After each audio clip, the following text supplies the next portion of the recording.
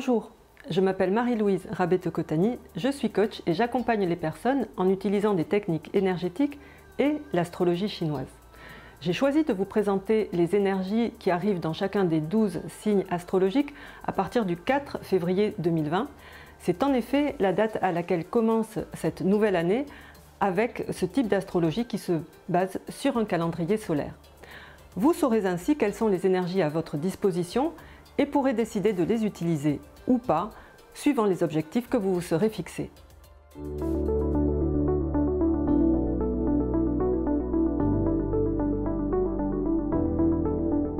Le chien pour 2020. Je vous présente tout d'abord les énergies favorables à votre disposition, mais sachez qu'elles n'auront un effet positif que si vous décidez de les activer en agissant. C'est à vous de poser les actions dans le sens des énergies qu'elles amènent pour pouvoir en profiter. Tout d'abord, nous avons une énergie qui s'appelle les 8 trésors. Là, c'est signe de renommée et de popularité. C'est la possibilité de devenir une vedette du jour au lendemain.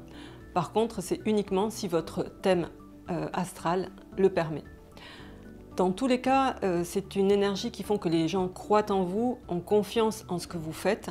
Donc ça reste excellent en termes de communication et il faut en profiter si vous avez cette étoile à votre disposition, cette énergie, pour travailler vos réseaux sociaux. Ensuite, nous avons le dieu de la délivrance. Donc c'est une énergie vraiment très favorable parce qu'elle va transformer tout ce qui est négatif en positif. Ça va être la possibilité de résoudre des problèmes de santé, des problèmes financiers, légaux, relationnels. Toutes les solutions vont se présenter à vous cette année.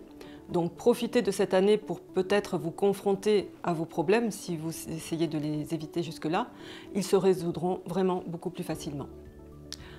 Ensuite, nous avons les énergies moins favorables. La première est la queue du léopard. C'est la possibilité de froisser quelqu'un. En fait, l'image, c'est de suivre un léopard et de marcher sur sa queue et il va se retourner pour vous mordre. Ça dénote surtout la présence peut-être de gens un peu susceptibles autour de vous. Donc c'est également quelque chose qui peut arriver lorsqu'on devient populaire avec par exemple les 8 trésors. Ensuite, nous avons l'instabilité. Donc là, c'est côté émotion. Il peut y avoir une alternance de haut et de bas, de bons et de moins bons jours. Vous hésitez entre plusieurs options ou plusieurs solutions. Vous n'arrivez peut-être pas à vous décider. Vous n'arrivez pas à avancer comme vous voudriez, c'est un pas en avant, un pas en arrière, pas savoir quoi faire. Donc là, c'est un sentiment intérieur de flottement, la sensation d'être un peu perdu, le mieux, c'est de ne pas y prêter qu'un. On a ensuite une étoile qui s'appelle solitaire. Donc solitaire veut dire bien sûr le fait de se sentir un peu seul. Même si en apparence vous êtes heureux et entouré, c'est à l'intérieur que vous allez vous sentir seul. Donc ça peut faire que vous allez avoir du mal à vous exprimer, à vous connecter aux autres, une insatisfaction peut-être au niveau relationnel, notamment en famille. Ça peut être la conséquence de l'étoile 8 trésors et de la renommée. Donc le mieux, c'est de sortir, c'est une impression que vous avez et ça passera, donc profitez-en peut-être pour faire le point. Ensuite, nous avons une énergie qui s'appelle tranchant. Là, c'est la possibilité de petites blessures, de saignements, comme de petites coupures. C'est le moment peut-être d'aller faire une prise de sang pour un bilan de santé. Ça peut indiquer aussi de la chirurgie, donc si vous avez besoin de faire une petite chirurgie, c'est le moment de le faire. Et enfin, nous avons le chien céleste qui va indiquer des blessures et des cicatrices, mais dans tous les cas, c'est mineur. Donc c'est aussi également la possibilité de se couper ou d'avoir à subir une petite opération chirurgicale. Mais ça peut être aussi le signe de personnes un peu irritantes, comme un chien qui aboie. Dans tous les cas, l'effet de ces énergies moins favorables va être diminué par les énergies positives qui sont à votre disposition, surtout si vous agissez et que vous focalisez votre attention sur ce qui est positif dans votre thème. Alors voyons où peut se trouver le chien dans votre thème cette année. Votre thème peut comporter en fait jusqu'à 4 signes ou animaux différents, qui vont chacun représenter un aspect différent de votre vie.